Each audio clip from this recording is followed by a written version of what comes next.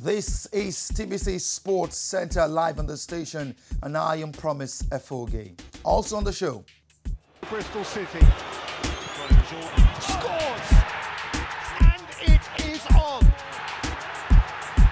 Manchester City edge closer to the Carabao Cup final after beating Bristol City 2-1 in the semi-final first leg. Maybe these are reasons why someone like, what's his name now? Moshood is looking at the NFF election, which nobody's really talking about right now. It's still sometime in October. I was surprised when he popped up this morning and was like, oh, really? He wants to contest in the NFF election. And I'm like, why come in at this time of the year when Nigeria is looking ahead of the CHAN tournament, Nigeria is looking ahead of the World Cup, probably looking at doing so well at the World Cup, and you're talking about politics in football, which will be coming up much later in the year. I think this is a distraction. Well, maybe not. He wants it, and it's sometime later this year. So why not?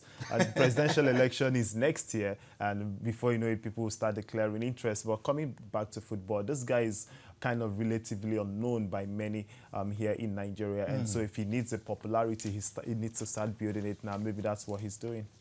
Talking about popularity, there's a man who was the chairman of Abiola Babes way back then. And of course, he was the chairman of Concord FC. Well, how Steve? Now, I was speaking with a colleague earlier today, and I said, if the Super Eagles gets to really do so well at the World Cup in Russia, Amaju would return unopposed.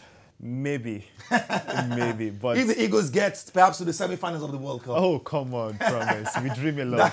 That would be his ticket. Yeah, that's nice. That would be nice. But at the same time, he still needs to get the votes.